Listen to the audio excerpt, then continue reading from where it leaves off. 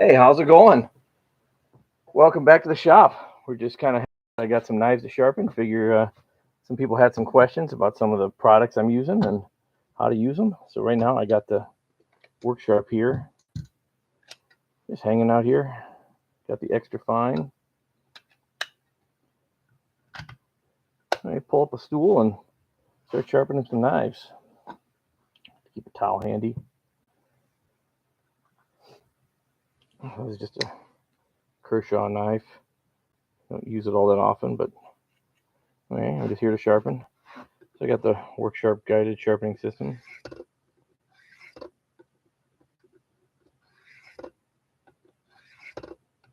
Do 5 on that side. I'll do 5 on this side.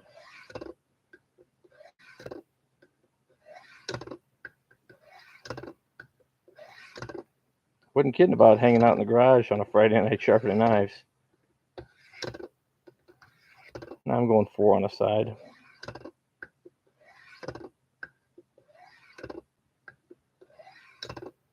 I'll go 3.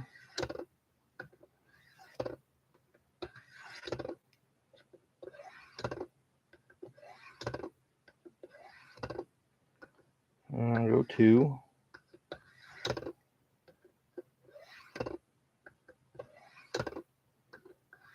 I'll just finish up with 1. I'll set that one off to the side there. I'll come back to it when I do the other grits. What else we got here? We got this little Milwaukee knife. You guys seeing this backwards? I'm looking at my screen. Everything looks backwards. 2, 3, 4, 5, 1, 2, 3. All I'm doing here is it has this little 20-degree bevel guide. I just put the knife right on there, and then I don't really use any pressure, just moderate pressure. By the way, this thing has a lock on it, so it pivots, so you can make it pivot. And I like that when you have a curved knife, because it'll follow the knife geometry. So see how this is now tilted? That way, it's so hard to mess up. I really love this sharpening system. I'm not being paid by Worksharp, but hey, Worksharp, available.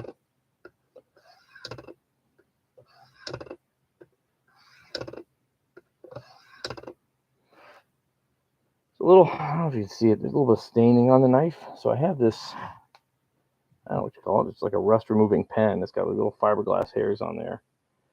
So I'll just take it and kind of do some touch-ups. There it goes. Removes it all. Any little rough spots, we'll take them right off. Set that one aside. What we got here next? We got this little Milwaukee. I got a couple of these. This one's serrated. That'll be fun. And it's got a straight Tonto style blade. So I'm gonna lock this in place so it doesn't pivot.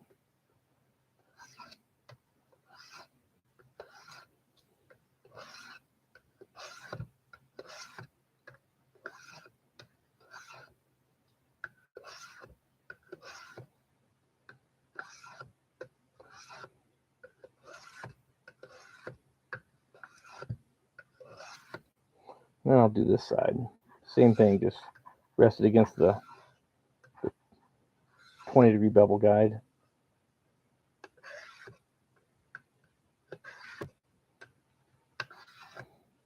And this is just touching up these knives. This one I just keep handy in my garage. It's just good. I used to for open like bags of dirt and bags of sand, and I just keep it handy. I got a couple of them. And then we'll get to the serrations later. I'll set that off to here.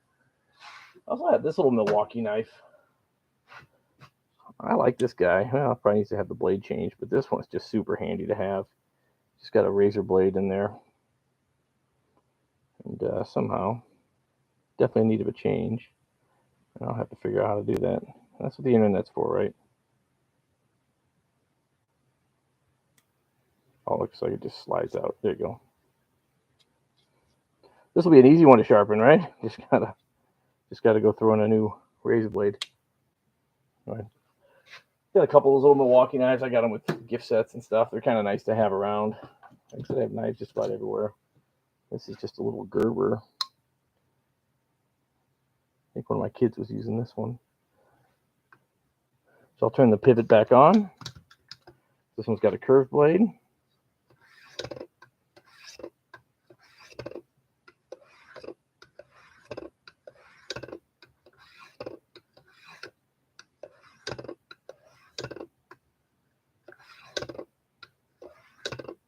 And we're just kind of going by feel.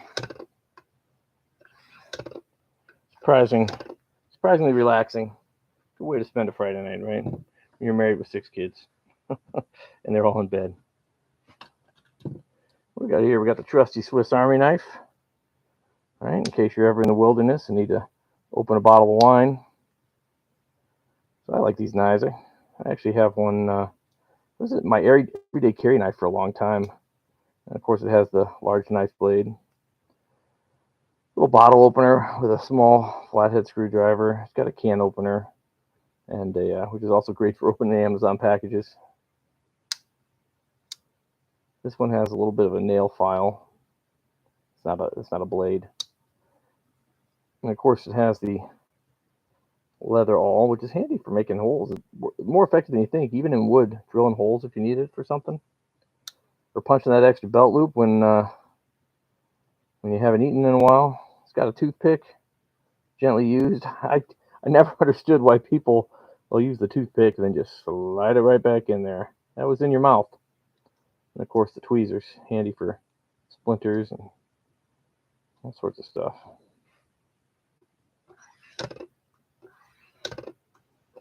I think this blade is called that's just a Officer Swiss. I'm not sure which one this is.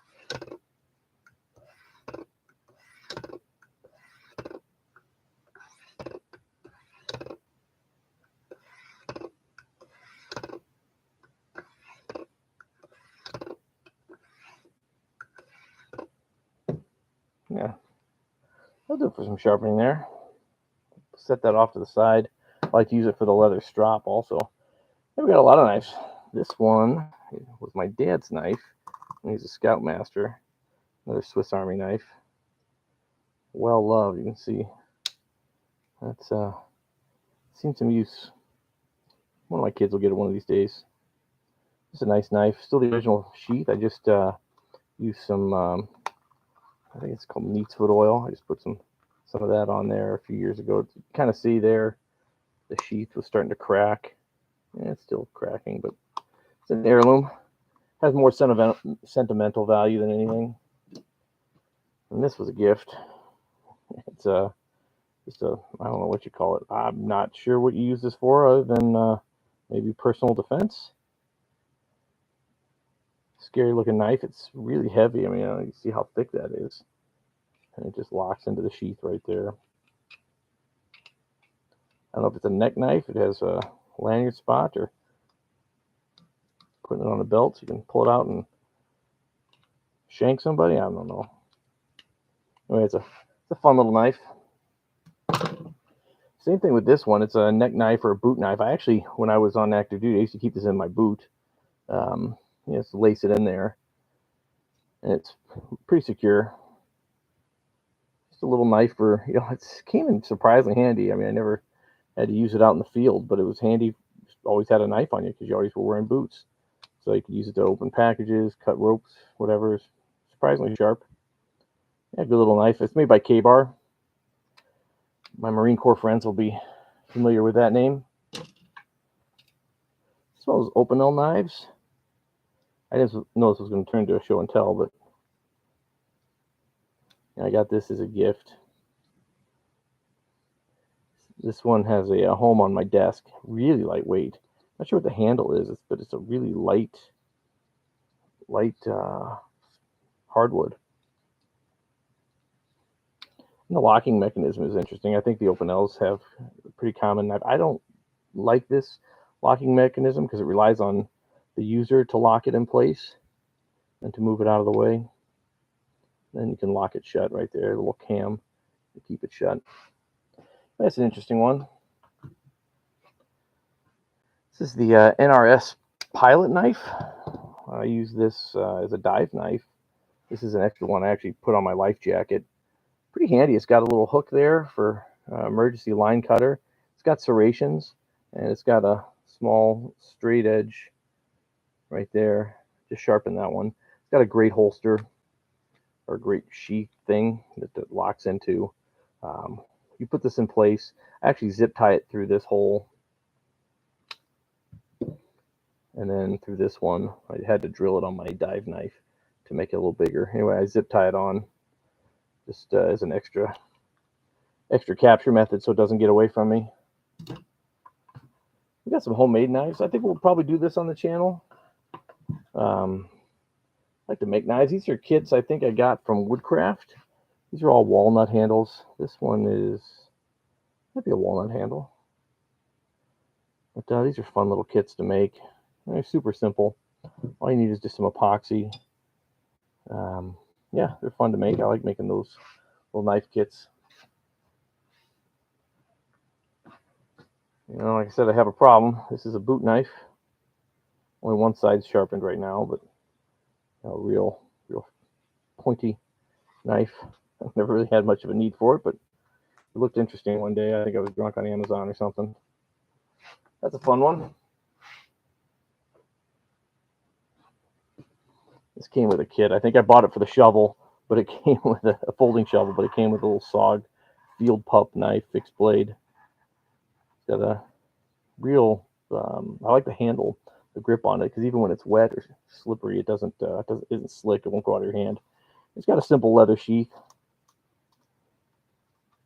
And what I like about it has a belt loop instead of a clip, so it doesn't go anywhere. So anyway, it's just I think it came free with a shovel and a small pocket knife.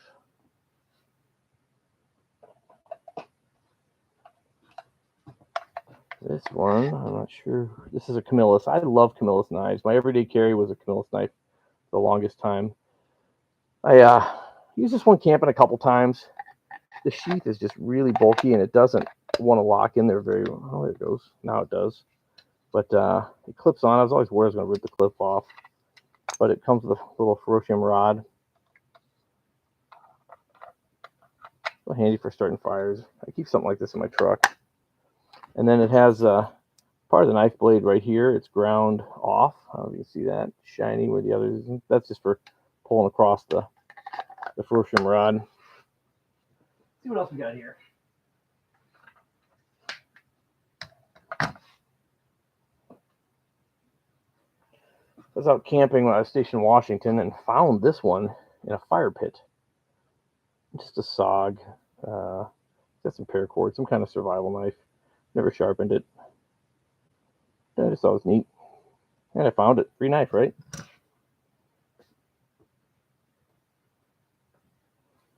So here's a buck. I like this. It's got a nice sheath. Here's the 109, I think. Or 119, sorry. And I used to carry this one as my my fixed camping knife. Now I have a Benchmade, which I keep in my truck. But yeah, this is a good hunting knife. Looks new. I cleaned it up. That'll go to one of my kids. I carried that for a long time. It's a fun knife. They're all fun, right?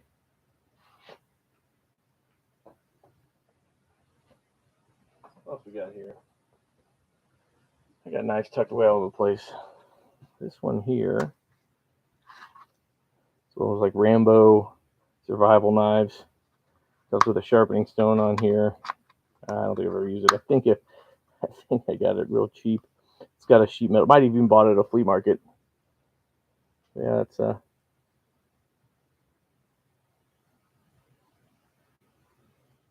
pretty neat. Almost reminds me. I got in Ontario. Was it Mark 1, Mark 3? I can't remember. Whatever my Navy issue knife was. That's similar to that one. This might even be an Ontario knife. I think about it, but I think the blade would say it. What I like about this knife is it's got a full tang. You can kind of see that right there. The tang goes all the way full through, and You can kind of tell it's been a little deformed. I think I did carry this a couple times, and I used to use this as a hammer for tent stakes. This might be an Ontario knife now that I think about it. They're made, I think, in Ontario, New York. Is that right? Somebody correct me if I'm wrong. I think it is the Mark III Navy dive knife.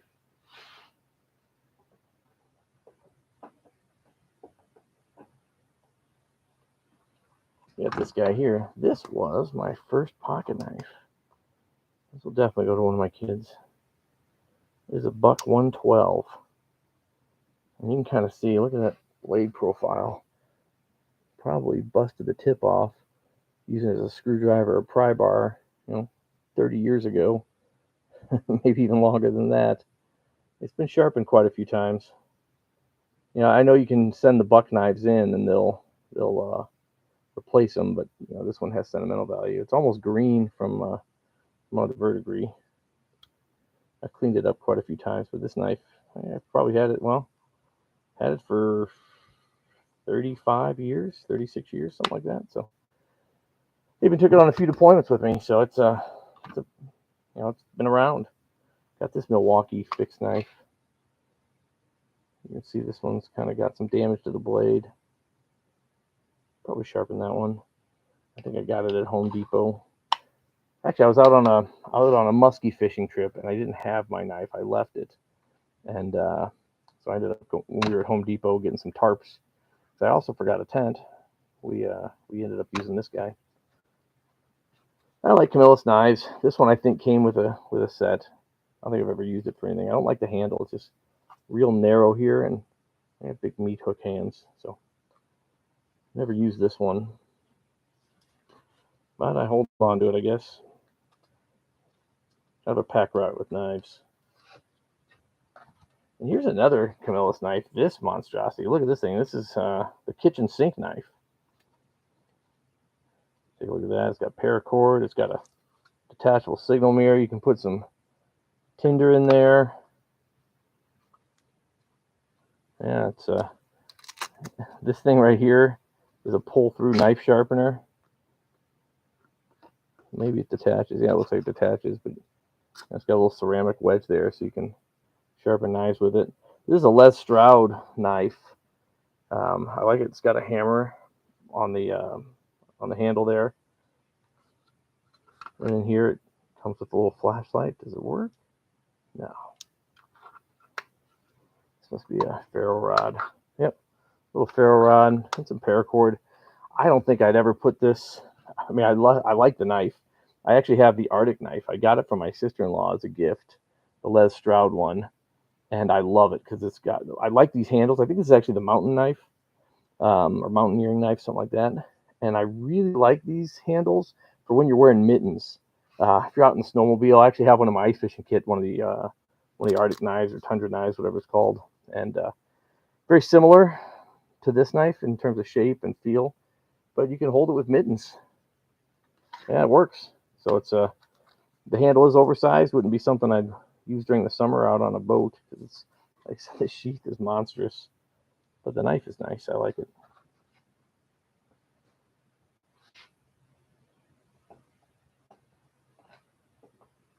Oh, speaking of survival, right? I got this as a gift. This is the Bear Grylls survival knife. I think that's the little whistle right there in the lanyard. Again, I don't think I ever took this one out, or if I did, it's a gift. So I probably did use it. Yeah, but again, it's got the nice hammer on the handle. This actually feels really nice in the hand. I don't know if anybody's ever used one of these. Let me know what you thought. I probably had this 20 years. And it comes, looks like a little ferro rod. Oops. And it goes flying. Sorry, here, just going to abandon you for a second. Of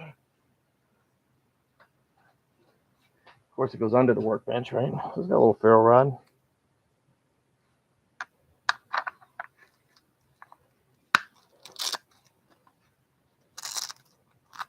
And then if you fold it open here, it's got a little diamond stone right there. That's pretty clever. I'd probably use that more than I would the other sharpening stone. That's kind of a neat little knife, right?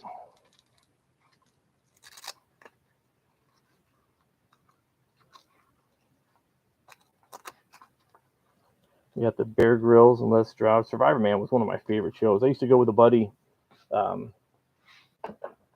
We would do these Les Stroud camping trips. We'd go, and basically the only thing we took was the beer. We'd go out into the mountains, out in Washington, and we'd try to hang out and survive and catch fish and do whatever we had to do. And it was a lot of fun. We used to, even my kids, we call them Les Stroud campouts, and we'll go out and not necessarily camping, or we'll just go out and do a Les Stroud trip. And you got to find fishing line, and you got to find stuff and see what you can do with it. The kids really love it. It's a lot of fun. We do that in some of the places around our house here in Minnesota. Kids love it. They have their own survival kits, and they love to take them out and put them to the test. And they always like them to try out new survival gadgets. And here's one no self-respecting person should be without. Look at this little guy, right? Can you see it? What the heck is this? It's made by K-Bar, and it's got a little button here. You squeeze it, and it fits onto your rail under your handgun, so you can add a bayonet to your 380 or your 22 or whatever. Anyway, I just thought that was kind of fun, so I got that. So if you got, I don't even know if these are available. I've probably had this 20 years, but yeah. If you like handguns and you want to zombie it up for the zombie apocalypse, it's a good thing to have. And here's one you probably don't have, unless you were in the Navy. It's by Camillus, but it's a boat knife, right? It's got this great fixed blade, great for cutting line, cutting rope, but it has a marlin spike on it. It's got a little fid on it for splicing rope, splicing line. I actually have one of these. I do with the kids. I do a lot of paracord crafts and paracord bracelets and things like that. I'll do some videos of that later on. But yeah, use this. Comes in real handy for splicing. It's not pointy at the tip. It's got a little bit of a rounded tip, so it doesn't cut the rope. It won't fray the rope, but it's for the line. It's great for that. I got this little thing. What is this? The Leatherman Bruiser. I had this on my keychain for a long time. Just this little, it's not sharp, but it's great for cutting through Amazon packages, right? Seems like most of these knives here exist to cut open Amazon packages. Well, you can see it's got a little rust on there. I don't know if you guys can see that. Probably not. The lighting's awful. If anybody has a good YouTube tutorial on how to do lighting, I'd appreciate it. I've done a little bit of Googling, but what you see is what you get right now, and I'd like to make it better for you. If you haven't figured it out already, I don't know what I'm doing, but I'm having fun doing it. That's for sure. Anyway, let's move these out of the way here. If you just give me a second, I'll go ditch these. We'll get back to sharpening.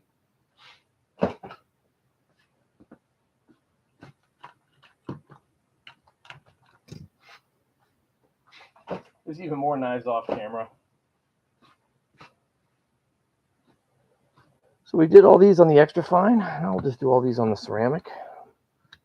Like I said, I don't use this one as often. And it does have a 600 grit, a 320 grit, and a ceramic stone.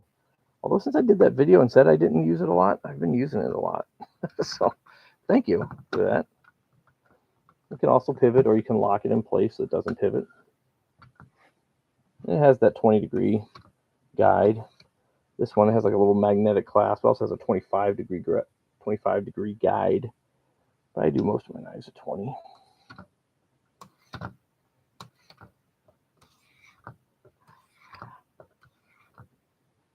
And we'll just keep sharpening.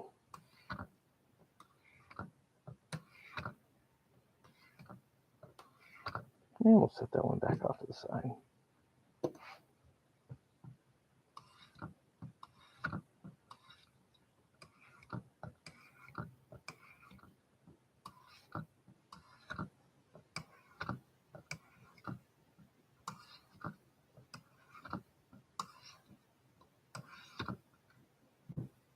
There we go. All right, let's do this one next here.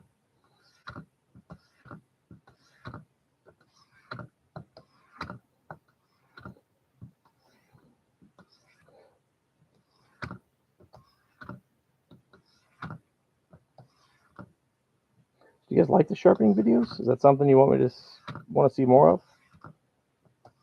Seems like the work sharp videos have done well, and the spark skate sharpener videos, those have done well. Seems like people want to see that. I want to give you what you want. Give the people what they want. Well, I'm going to do both anyway, so if you want to see what I'm doing, that's fine. Like I said, this is just kind of hanging out, doing stuff, having fun. I'm already doing this. Figure might as well put it on YouTube. Maybe I can help somebody out. Maybe somebody out there is thinking about getting one of these and has some questions. Well, I got it right here. I can answer for you.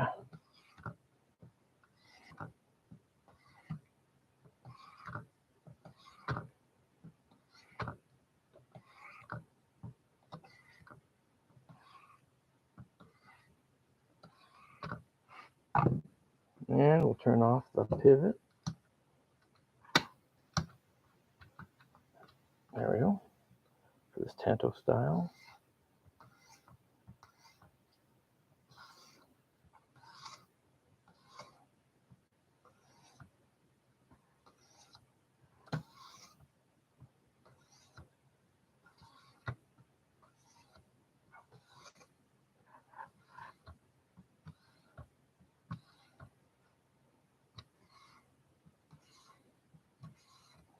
We don't just have to sharpen with work sharp stuff.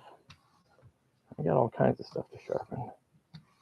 Once I get the car out of the garage for winter storage, got a classic car. One of these days I'll do a video on that. Then I'll have room to do some woodworking projects. And we'll be sharpening chisels and planes and turning tools, all kinds of fun stuff.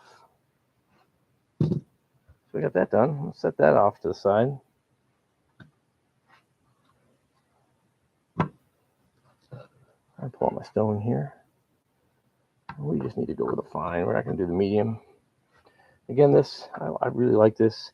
It has the 20 and 25 degree. It just has like a magnetic catch there.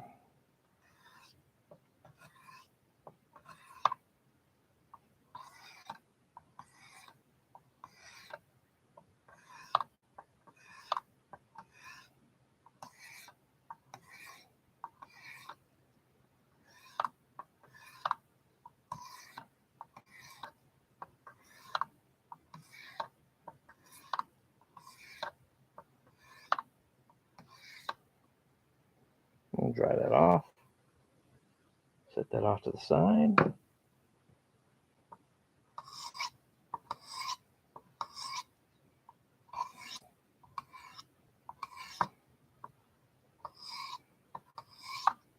It's a great sound.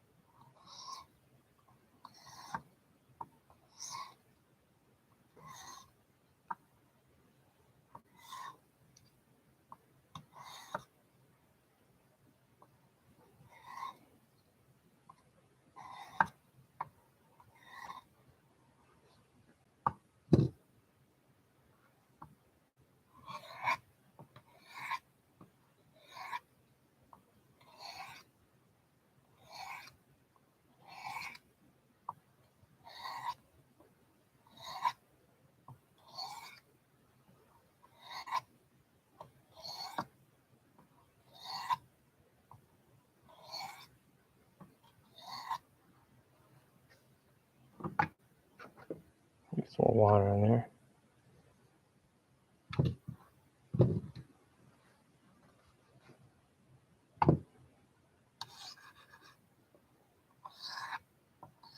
There we go.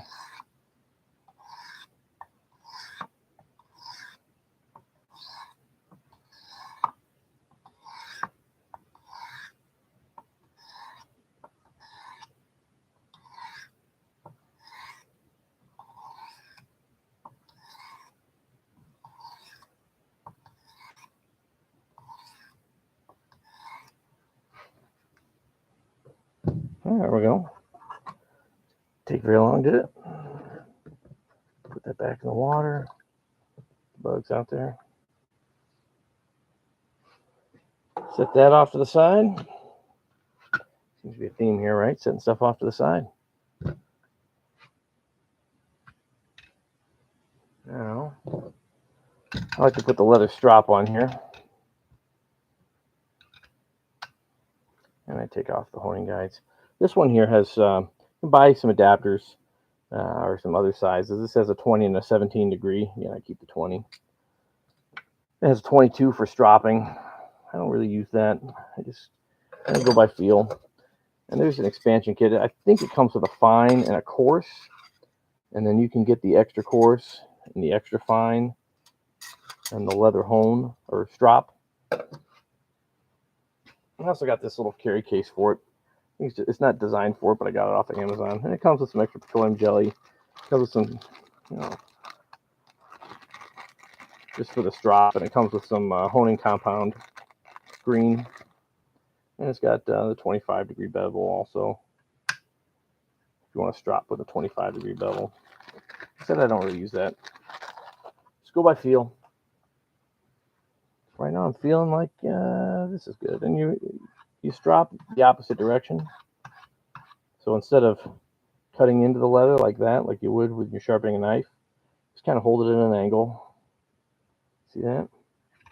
You're just going to rub it. All you're doing is you're removing that burr that you created with the sharpening process. You go 20 or 30 times. And I just kind of, you see I'm starting down here, and I'm working my way down the knife blade, and I'm working my way back. So I get the whole blade. And all you're doing is removing that little micro burr. I find that sometimes if I've been using my knife, just light usage, just opening a couple packages or cutting one or two zip ties, all I need to do is this. So if you have a good edge, well, that should be sharp enough. I'll do the other ones here.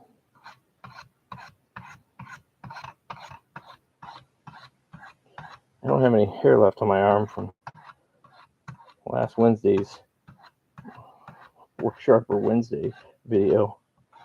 Where did that start? Who was the first guy to shave his arm for YouTube? Now everybody does it. Now, I'm not going to lie. Even when you're not here, I still do it. I think everybody does, right?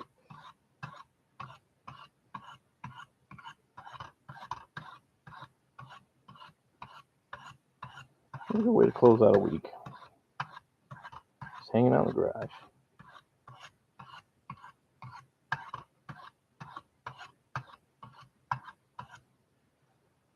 Wipe some of that honing compound off.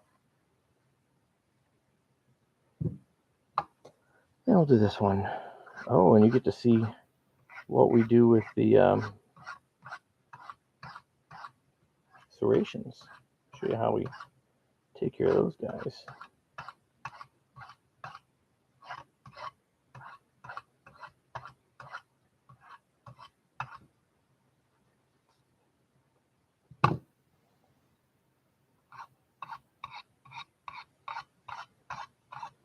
How often do I put the honing compound or rouge on there and the petroleum jelly? If I start seeing leather, or if the knife doesn't glide as smoothly over the strop, then I'll put some on. I do this every week, more or less.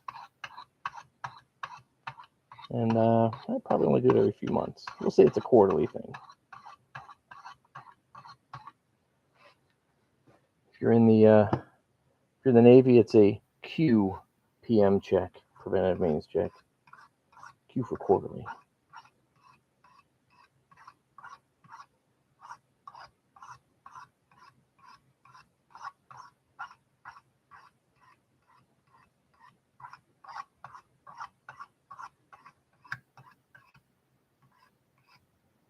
There we go. Now what do we do about those pesky serrations? Well, this thing, like I said, this thing is awesome. So it does come with this little ceramic sharpener, and it does actually snap into the base, which I thought was a clever design. Before I got this flat one, I would just use this. But since I made that video, I've started using this more and more. But what do we do with serrations? Well, with the big serrations, I use the big ceramic blade. So we just kind of line up the serration, and it's got the 20 degree guide on it. So I'll show you from this perspective. So I'm lining up that serration right there and taking it across to 20 degrees.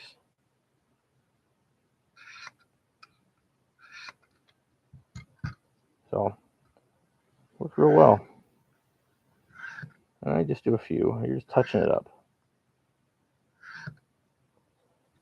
So that's how we do these big serrations. You can see the Gerber has some pretty big serrations.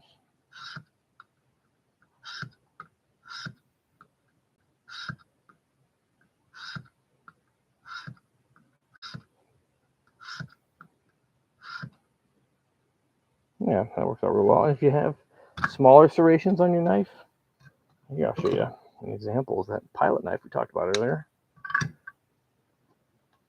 Not quite as big. You can see that. Compare it. Can you focus? There we go. It's got smaller serrations. And so I just use this guy here. It has a real thin one.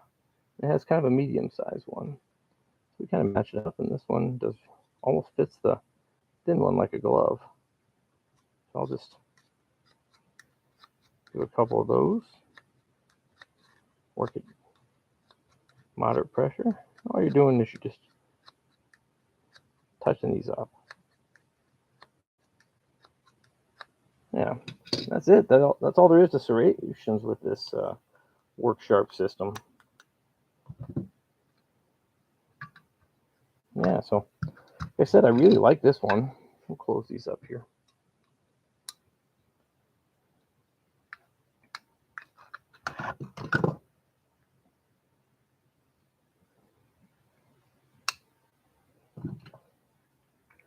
Close this Kershaw. And close this Swiss Army knife. Click. And then we'll start cleaning up here. I said I got this, I'll have to look. I'll put a link to some of this stuff down below. I'll see if I can find a link to this guy here. Snap our guides back in place for next time.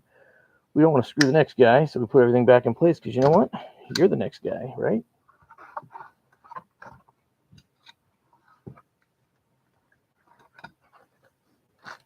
And just kind of tuck this down in there. Keep it handy. I just keep it in a drawer right by my workbench. That way, I need to sharpen a knife or something, or get a little overzealous with the cardboard, I guess. It's not like I'm going out and blazing trails and living off the land here. But a sharp knife is really important to have for my work and the personal life. Let's dry this off here. Yeah, that's it.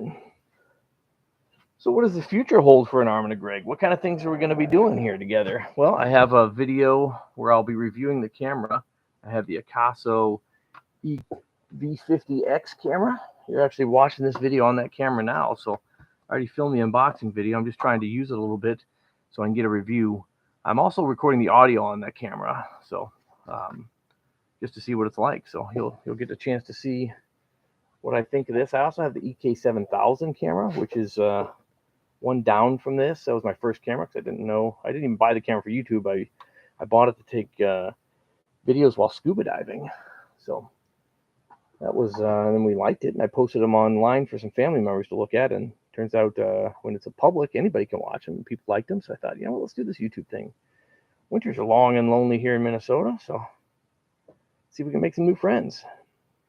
So I got that. I got this new tripod, UU rig. I did review a V-rig tripod. I'll show you that here. I like this thing. It's got a cell phone mount on it because I was using it with a cell phone last. It's real handy if you want to set up a steady shot. I keep it pretty handy. It's a selfie stick, right? but then it's also a great tripod that just kind of locks in place, and then telescopes to 20-something inches. I'm not sure, but it's handy because I can telescope it up, then tilt the camera down if I'm working on something, maybe a different workbench. Right now I have a camera set up here on this workbench, so if I'm working somewhere else, if I don't have a camera, this comes in handy because I can just set up a shot and get a steady shot so you don't see my shaky hands. Yeah, so I'll be doing I haven't opened it yet. It just came in, so I'll open it up and do a review. Reason why I got this one is it's taller. So when I start doing, some woodworking videos, some more project videos, I'm going to have to move the camera around the shop. Sometimes I share a garage with the kids' toys, with the bikes, with the cars, with the woodworking tools, the 3D printers, hockey bags right now because hockey season's kind of starting in full swing, scuba gears, all kinds of stuff in the garage. I'm kind of a neat freak, so when we get the car out, we'll have some more room to do projects, and this will come in pretty handy. So stay tuned for that. The unboxing videos are really just because I got the stuff. I want to see if I can help somebody, if maybe you'll like it. Maybe it's garbage. Maybe I can save you some hassle. And really, it's just a chance for me to practice. I'm pretty introverted, right? So I'm not a public speaker, as you can probably tell. So it's doing little videos like this, even if nobody's watching, is still pretty handy for me. It's a good practice. And if you couldn't tell, I'm really bad at editing. So I'm trying to get some videos, get a catalog established so I can start practicing editing and getting more advanced editing techniques. I might even do a video on editing. I'm not the guy to do it, but maybe one of you are. Maybe you can watch this and point me in the right direction. I'm sure there's YouTube channels out there that can walk an idiot like me through a lot of this stuff. Oh, sorry. And then another camera thing, speaking of 3D printers. So I 3D printed this guy, and it just clamps anywhere. So it's got a clamp here, and then this clamp rotates. So you can clamp it to a drawer edge or your belt or whatever. I mean, I clamp it on a drawer, an open drawer, and then this little arm articulates, and it's all 3D printed with some M5 screws and bolts, or nuts and bolts. Then on the end is this little arm for holding the GoPro camera, so I can kind of tighten these down. You do need a hex wrench and a little nut driver to tighten these up, because the weight of a cell phone will cause it to droop. But yeah, so 3D printed out this kind of stuff. If you want to see 3D printing videos, there's a lot of way better 3D printers than guys like me, or than me. So, but if that's something that you're interested in, I can definitely record some of the 3D printing stuff. I don't have anything in the 3D printer right now, but that's what I'm doing next. So I got to get the 3D printer ready for some Halloween costumes for the kids. So maybe I'll record that or not. I'm kind of self-conscious about my lack of 3D printing knowledge, but maybe we can do it together. I don't know. What do you think?